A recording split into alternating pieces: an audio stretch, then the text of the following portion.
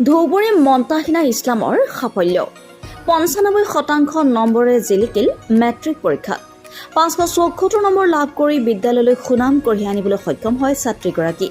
Dhubri Bethell Baptist স্কুলৰ পৰা অৱতীৰ্ণ হৈছিল পৰীক্ষাত। ছাত্ৰীগৰাকীৰ সাফল্যত আনন্দিত পিতৃ মাতৃৰ ওচৰ চুবুৰীয়া। মেধাৱী ছাত্ৰীগৰাকীৰ চিকিৎসক হোৱাৰ মন বাবেই বিজ্ঞান শাখাত নামভৰ্তি কৰি আৰম্ভ কৰিছে পঢ়া-শুনা। কোনখন বিদ্যালয়ৰ পৰা এইবাৰ পৰীক্ষা মই বেথেল বেপ্টিষ্ট মিছন স্কুলৰ পৰা পঢ়িছিলোঁ। কিমান মাৰ্কছ পালা? মই অল টোটেলটো 574 পাইছোঁ। পাৰ্চেণ্টেজ 95.67। ডেইলি কিমান ঘণ্টাকে পঢ়িছিলা? মোৰতো সিমান ঘণ্টা মই কাউণ্ট কৰা নাই, তো হ'ব 7-8 ঘণ্টামান, 8-9 ঘণ্টা ইমানে।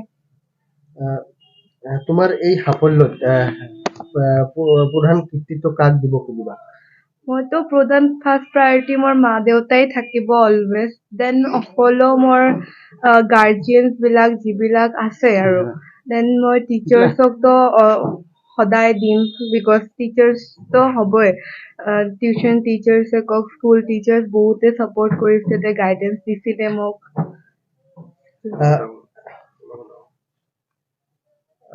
মেট্ৰিক পৰীক্ষা পাছ কৰাৰ পিছতে ছাত্ৰ ছাত্ৰীসকলে বিভিন্ন লাইনত যাব খোজে, তুমি কোনটো? মইতো চায়েন্স ষ্ট্ৰীমতে ল'ম। ক'ত এডমিশ্যন ল'বা, কিবা ভাবিছা নেকি? মইতো হোজাই যেতিয়া আজমল ছুপাৰ 40 আছে সেইটোত লৈছোঁ এডমিশ্যন। তাতে ক্লাছ কৰি আহিলোঁ কেইদিনমান আগতে। মানে পঢ়া অলৰেডি ষ্টাৰ্ট হৈ গৈছে? মই নতে আনন্দিত হৈছোঁ আৰু মাইনাৰ এনেকুৱা কৃতিত্ব অৰ্জন কৰাৰ কাৰণে।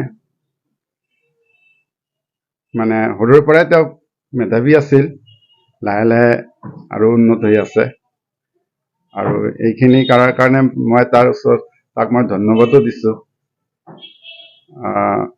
আৰু অনাগত দিনত তেওঁ আৰু ভাল ৰিজাল্ট কৰক, তাৰ কাৰণে মই ভগৱান বা আল্লাহৰ ওচৰত প্ৰাৰ্থনা কৰিছোঁ। আপুনি যিহেতু মইতো এখন স্কুলৰ বিজ্ঞান শিক্ষক বা এতিয়া এখন স্কুলৰ প্ৰধান শিক্ষক হৈ আছোঁ। স্কুলৰ বহুত গুৰু দায়িত্ব পালন কৰিব লগা হয়। তাৰ মাজতে মই তাক সিমান পৰিমাণে সহায় কৰিব পৰা নাই, কিন্তু তাৰ মাকে তাক যথেষ্ট সহায় কৰিছে। মানে মোৰ দায়িত্বখিনি তাৰ মাকে পালন কৰি লৈছে। মই খালি তাক মানে যিমানখিনি পাৰিছোঁ, যদি অলপ বুজাত অসুবিধা আছিল, তেওঁ কৈছিল আব্বা মই এইটো বুজা নাই, মই তাক এইখিনি সহায় কৰি দিছোঁ। পঢ়িবলৈ এনেধৰণে তাক একো ক'ব নালাগে, নিজে নিজে পাঠখিনি পঢ়িছে, তাক ক'ব নালাগে, এতিয়াও ক'ব নালাগে। কেতিয়াবা গা বেয়া হ'লে তেওঁ অলপ ৰেষ্ট লয়, মই তাকো ৰেষ্ট লোৱা, আৰু তেওঁ নিজে নিজে পঢ়ি থাকে। তাক কেতিয়াবা পঢ়াৰ কাৰণে যে তাক গালি পৰা বেয়া কিবা কৰা সেইখিনি কৰা নাই, তেওঁ নিজে নিজে পঢ়ি থাকে এতিয়াও। নিউজ ডেস্ক, নিয়মীয়া খবৰ।